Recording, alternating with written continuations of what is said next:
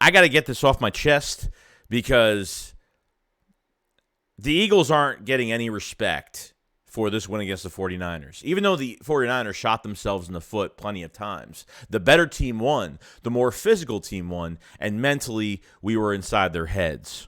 Okay? I want to talk about all this. Big rant. So let's get straight into it.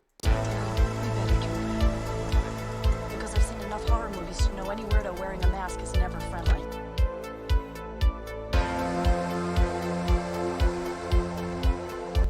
They said that the Eagles would never be in the Super Bowl ever again. Okay, after our Super Bowl was called a fluke, we should have faced the Saints, not the Vikings. They shouldn't have. All of that talk is out the window now because the Eagles are back in the Super Bowl 5 years later, okay, with a second-year quarterback technically, okay, and a second-year head coach, the same as when we had Carson Wentz and Doug Peterson, okay. I felt like going to that 49ers game, even with what we have been doing, a lot was talked on their side about us. The Eagles players didn't open their mouths all week about anything. Yeah, definitely behind the scenes, but when it came to the media, the Eagles kept their mouth shut. It was all business. The 49ers kept talking. They were going through the Eagles tunnel, making, they were dancing and they were acting like they were going to walk all over us. Then they get onto the field. Ward goes through the Eagles, when the Eagles were stretching, he goes through the stretching when they were doing their stretches and stuff, and got into that thing with A.J. Brown. They were chirping all day. It was jawing back and forth all game until at the end of the game where there's only a few minutes left in the game, and the whole thing with Trent Williams and throwing Kevon Wallace to the ground, and we literally got inside their heads. I don't care if they had a backup quarterback in there. Okay, I don't care. At this point, if we lost Jalen Hurts in this game, knock on wood, if we lost Jalen Hurts in this game, they wouldn't feel bad for the Philadelphia Eagles. They wouldn't say it. They wouldn't care about it. They would just talk about Brock Purdy the whole time. Okay, Brock Purdy gets hurt, and I'm supposed to feel bad. Brock Purdy goes in there, and after what the fans did to represent him as Brocky and putting his name on the Rocky statue and, hanging all over that, acting like, teams need to realize this is a real curse. This is what's going to happen to you. He gets on the field, and delivers a couple good passes, and one to Ayuk, one to Kittle, not really much, and Hassan Reddick takes him out of the game. It's not our fault that your quarterback didn't stay healthy. It's not like Purdy got hurt on his own, like he had a Achilles injury or it was a non-contact injury. I mean, he got obliterated. He got destroyed, and he didn't know it was coming. It's your fault that you didn't have a backup quarterback behind Purdy. You're down to your third and fourth string quarterback, and you thought that, I don't know. In that Cowboys game, the week before in that Cowboys game, we saw the blueprint of what this team is going to do offensively, and when Purdy gets pressured, he can't do anything. But we didn't really get to see a chance what Purdy would have done the rest of the game. I think the Eagles still would have won the rest of this game regardless, as much as the 49ers are really looking for these penalties and what they're doing. Over 10 penalties for that 49er defense. They were getting frustrated the whole entire game. Besides Devontae Smith, look. When it comes to penalties, guys, every game for every team in the NFL, there's always bad calls. It's gotten worse every single year. We have gotten calls that shouldn't have been called. We have won on calls. We have lost on calls. This happens every single game. And unfortunately, it sucks when it's a pivotal game like this that certain things have to happen. But when it comes down to the 49ers defense and over the 10 penalties that they had, all of them were legit. Ward holding, the blocked punt, or not the blocked punt, obviously the roughing the punter, the holding call. I mean, it was all legit. All of it was. I didn't see one thing besides Devontae Smith's catch in the beginning of the game, which Devontae Smith knew he didn't catch it, that it could have been overturned. And, Devontae Smith was doing this because he wanted them to run the next play real quick. Now, from what Shanahan did say about that play is that he saw a different view from the scoreboard of that catch. And then when the Eagles ran their next play, he saw that play again at a different angle. And then that's why. I mean, look, that's on the 49ers. For you have guys that work upstairs for the 49ers that are checking on the replays. They're checking to see if there's anything that's, you could challenge. That's on them for not looking thoroughly into the tape of what was seen on that catch. So technically it was a catch since the refs didn't call it to be an incomplete pass. So it is valuable. Okay. And then it's like, The Eagles get no. I mean, look, you rushed 4 rushing touchdowns against the 49ers defense. I mean, you destroyed them. You destroyed them. You took them over. That's what you did. Number 1 defense. Number 1 against the run, I think. Number 2 or number 1, whatever the case, whatever what it is with that. But still a really good defense regardless. There was a lot of things. It's not like they didn't play well. I thought the 49ers defense played really well. I thought they played really, really well against us. I thought they limited Hurts from his legs, what he was doing beginning of the game. I thought they had some good coverage. The red zone, they tried to just like rush 4 guys and kind of keep everybody back, to make sure they can contain Jalen Hurts from running on his own. I thought they did a good job in that aspect, but they got pushed around physically and mentally, regardless of what that offense did. The Eagles lost their starting quarterback in 2017, and our backup quarterback won the Super Bowl. Carson Wentz. When Carson Wentz got hurt in 2017, no one really cared. No one really cared. Carson Wentz. This is how much they're trying to. They spiced up Brock Purdy. This is how much they did this, and it's actually this is what they said about Brock Purdy. Okay, they said Purdy still came in and threw the ball twice, even after the injury. The definition of a warrior. Like, what? Like, what 2 passes? And if he did, I didn't see them go anywhere. What 2 passes did he throw that shows that he's a warrior, right? Carson Wentz tore his ACL in 2007, his ACL in 2017 during the Rams game. He stayed in and actually threw a touchdown to Alshon Jeffrey in the end zone. When Carson Wentz got hurt, they didn't care. When Carson Wentz got, the concussion in the wild card Seattle game in 2019, when Josh McCown came in, no one cared.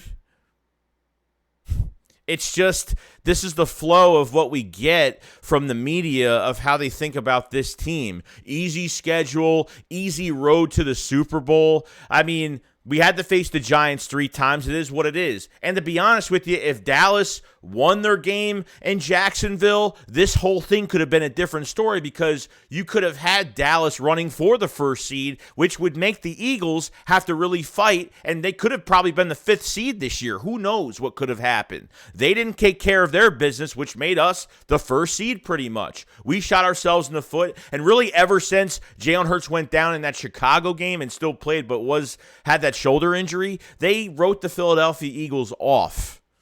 Simple as that. Right after that game, we had 2 starts with Gardner Minshew, couldn't get it done. Jalen Hurts comes back, couldn't get it done. That's just what happens. This team got injured at the wrong time because this team got way too hot way too early, and they got hot early and they maintained it. Doesn't matter with these scores to these games. It doesn't matter. Like, they always found a way to win all season. That's the way it has been. Now this team is in the Super Bowl. There's no excuses to have a backup quarterback in there. Brock Purdy won 12 games straight, and this man doesn't move in the pocket. This guy can't scramble. This guy was running from Dallas's defense. That Dallas defense was the first good defense they faced all year within their regular schedule to the playoffs. That was their first premier defense they faced, and they struggled. And thank God, because they, in the 3rd quarter, started to run the ball. You're lucky that Dak Prescott was horrible in that game, and Kellen Moore was horrible in that game, because they could have lost that game. But we know what Dallas does at the end of the season. So the Eagles have to take care of it ourselves, because that game was overlooked. But even watching the 49ers-Eagles NFC Championship game, all the talk was from the 49ers all week of what they were going to do. Now the Eagles are in the Super Bowl. The Eagles dominated mentally, physically. The 49ers, look, I didn't think that score was I didn't think we were going to beat the Giants by that much because it was a division rival. It was, you're facing your team, a division rival for the 3rd time. It's going to be a lot harder. Both teams know each other very well, but it could be a pro as well because you could take advantage of how well you know each other too.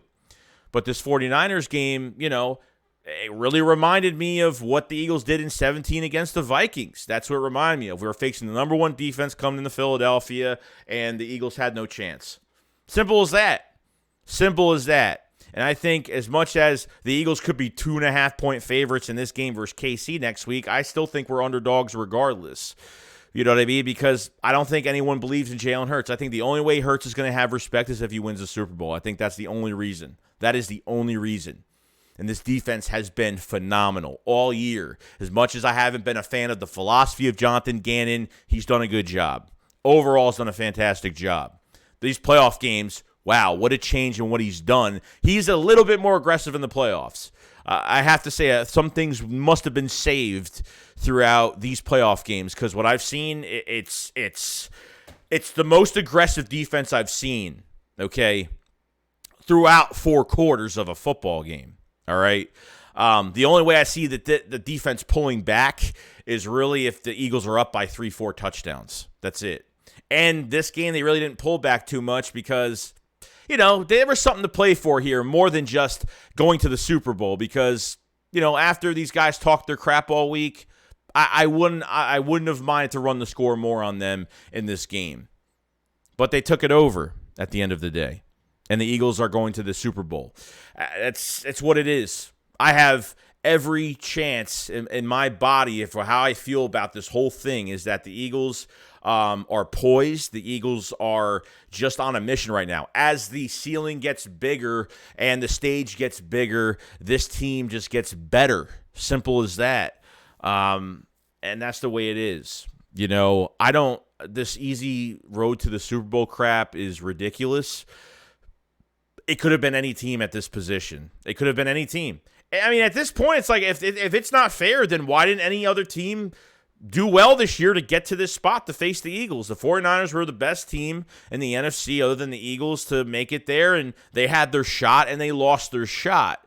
Their injuries have no bear on us. What happens to the, you know what I mean? Like, we're in the same situation as them, just like that Jaguars game. It was horrible weather. Hassan Reddick after the game was like, oh, well, when they were up 14-0, nobody would have felt bad. Nobody would have felt bad for the Eagles if they lost. They were already up 14-0. No one was talking about us losing, being up, down 2 touchdowns, and the Eagles came back and won that game. And then the questions were asked about, oh, was weather a factor, in your favor for the run game? It's all BS. This league is against the Eagles, period. It's always an excuse. And Hurts is going to prove everybody wrong.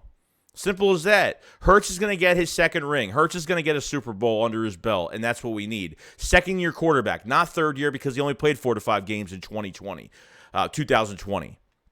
Okay? So I'm looking at this team. I'm very confident, very, very confident. As much as that offense didn't really play a big factor too much when it came to passing, you had a drop by A.J. Brown, a couple underthrown balls to overthrown balls, whatever the case may be. Jalen Hurts' shoulder, maybe not 100%. Guy can still run.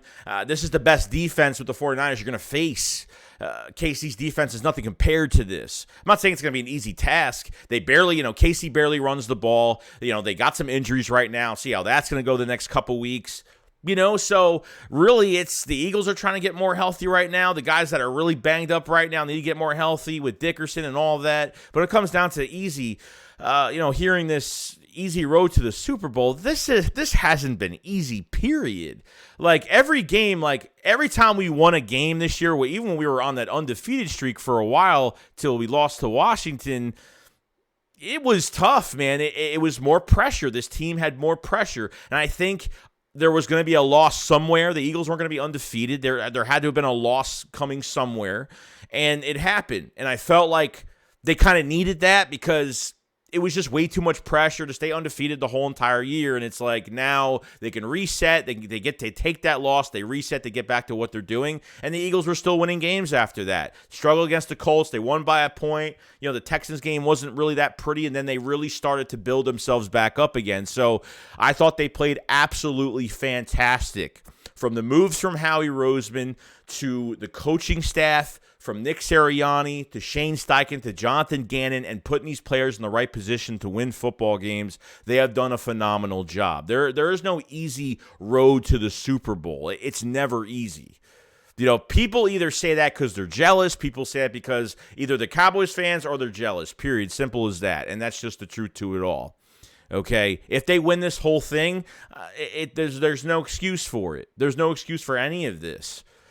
not our fault that every other than the Niners and the Eagles, there's no other, these other teams just completely sucked and just couldn't get it done. The Eagles have been high priority, high productive from every position possible. We didn't struggle at one position this year. Every position flourished this year, from the trades to the free agent signings. Fantastic. This team is more dangerous than they realize. KC is going to be facing the best defense out there. And they're going to find out what's going to happen in this game. So I'm gonna just ignore all of that, all of the talk about it's the easy road, everything's rigged. The Giants game was rigged. This way, it's just to a point now where the Eagles are too dangerous that people just have a lot of jealousy over it, and that's just the way it is right now. Just the way it is.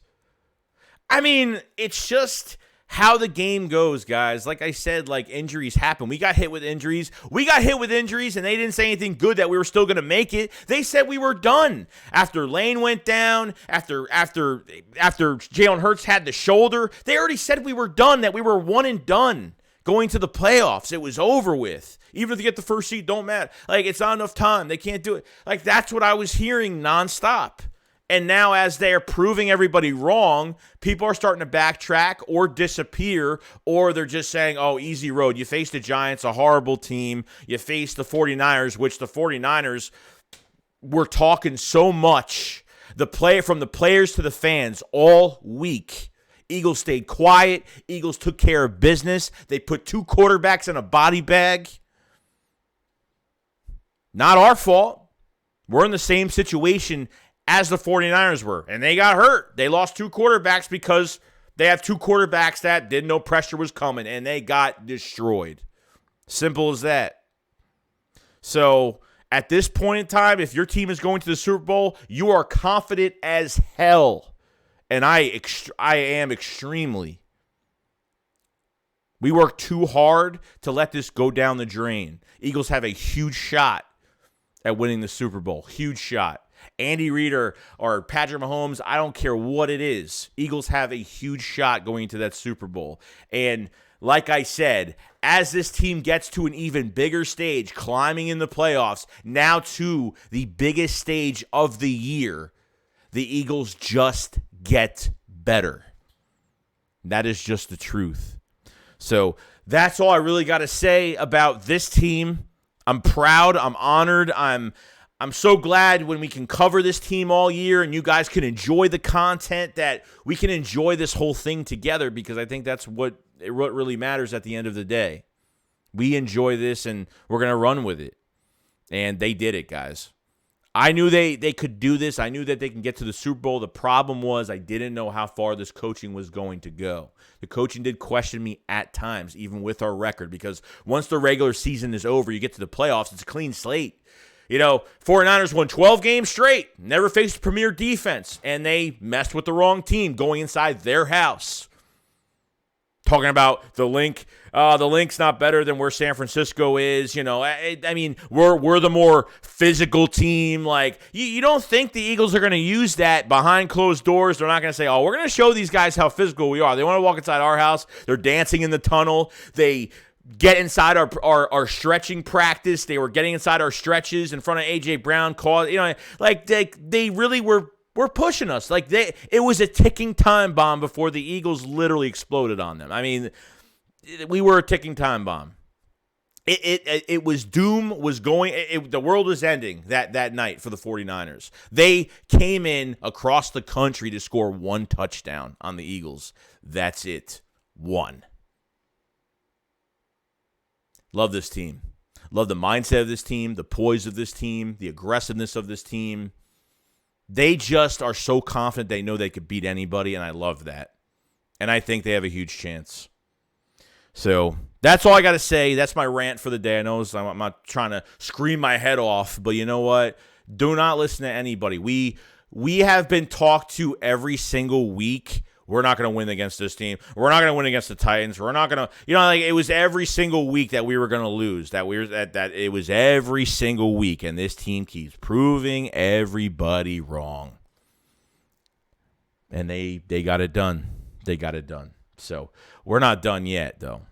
We got one more to go. But other than that, don't want to make this too much longer. I know it's been almost 20 minutes, but I'll see you guys on the next one. You guys enjoy your day. Shakes what up, follows 5. Peace out, guys. Peace.